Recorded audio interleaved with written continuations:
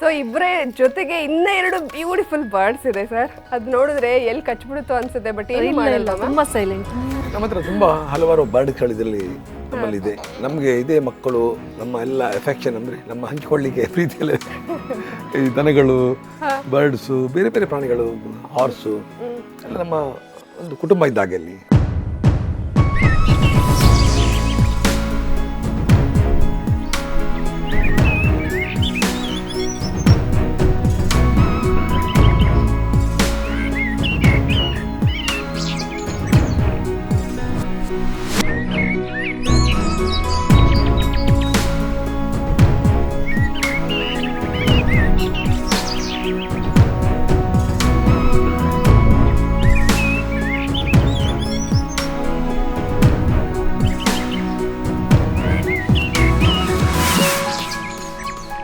ಮೊದಲನೇದು sir ancient village.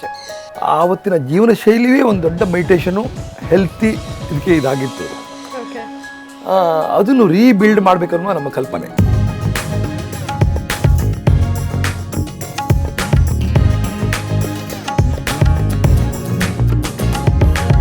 America ಬೇಡ, UK ಬೇಡ, ಬೆಂಗಳೂರು ಬೇಡ, ಯಾವ ಸಾಫ್ಟ್ವೇರ್ ಬೇಡ. ಒಬ್ಬ ರೈತನ ಮಗ 1 ಎಕರೆ ತಂದೆ ಜಾಗ ಇದ್ದರೆ ಅವು ಇಲ್ಲೇ 1 ಕೋಟಿಯನ್ನು ಸಂಪಾದಿಸ್ಬೋದು ಅಂತ ಒಂದು ಸ್ಲೋಗನ ತರ್ತಾ ಇದ್ದೀವಿ.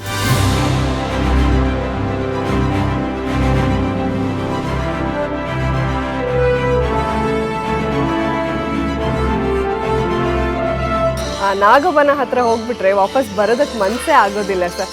ಯಾವ ಡಿಸಿಗ್ನೇಷನ್ ಇಲ್ಲದೆ ನಾವು ನ್ಯಾಚುರಲ್ ಆಗಿ ಪ್ರಕೃತಿಯೊಟ್ಟಿಗೆ ಬೆರೆಯುವುದೇ ಒಂದು ದೊಡ್ಡ ಮೆಡಿಟೇಷನು.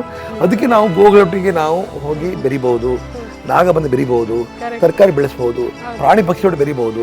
ಪರಿಸರದ ಬೆರೆಯುವುದೇ, ನಾವು ಅದರಲ್ಲಿ ಲೀನವಾಗಿರುವುದೇ ಅದು ಮೆಡಿಟೇಷನ್. ನಮ್ಮ ಒಂದು ಕಲ್ಪನೆ ಇಟ್ಟು ಕೆಲಸ ಮಾಡ್ತಾ ಇದ್ದೀವಿ.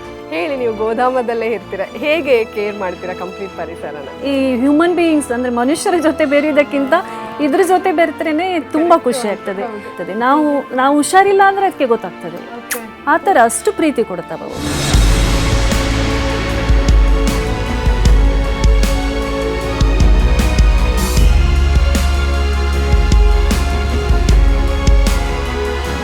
ಸೊ ಆ ಹಾರ್ಸ್ ರೈಡಿಂಗ್ ಇಟ್ಟಿದ್ದು ಯಾಕೆ? ಎಲ್ಲ ಶ್ರೀಮಂತ ಮಕ್ಕಳಿಗೆ ಹಾರ್ಸ್ ರೈಡಿಂಗ್ ಅಪರ್ಚುನಿಟಿ ಸಿಗ್ತಾ ಇದೆ. ನಾವು ಹಳ್ಳಿಯ ಮಕ್ಕಳಿಗೆ ಕೂಡ ಅದು ಸಿಗಬೇಕಾದ್ರೆ ಹಾರ್ಸ್ ರೈಡ್ ಮಾಡೋದೊಂದು ಕರಾಜ್ಞಸ್. ಅಂದರೆ ಮೊನ್ನೆ ಒಂದು ಹುಡುಗಿ ಬಂದಾಳೆ, ಒಂದು ದನವನ್ನು ಮುಟ್ಲಿಕ್ಕೆ ಅವಳು ಭಯ ಪಡ್ತಿದ್ದಾಳೆ. ದನವನ್ನು ಹುಲಿ ನೋಡ್ತಾ ಇದ್ದಾಳೆ. ಅಂತ ಇದನ್ನು ನಾವು ಹಳ್ಳಿ ಮಕ್ಕಳಿಗೆ ತರಬೇಕನ್ನುವ ಕಲ್ಪನೆ ಇಟ್ಟು ಅದನ್ನು ಮಾಡ್ತಾ ಇದ್ದೀವಿ. Children day out. ಸೊ ಅಂದರೆ ಆ ಡೇ ಔಟಲ್ಲಿ ಏನೇನಿರುತ್ತೆ ಸರ್?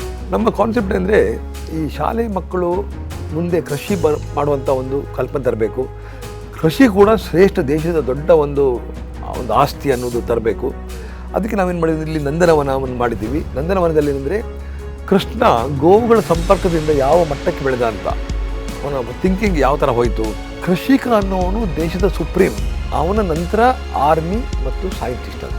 ಪ್ರತಿಯೊಬ್ಬನು ಒಂದು 100 ಗಿಡವನ್ನು ಬೆಳೆಸುವಂಥ ಒಂದು ಪ್ರತಿಜ್ಞೆ ಮಾಡಿದರೆ ನಮ್ಮ ದೇಶದಲ್ಲಿ 10 ವರ್ಷ ಹೋಗುವಾಗ ಒಂದು ಒಳ್ಳೆಯ ವಾತಾವರಣ ಕಾಣ್ಬೋದು.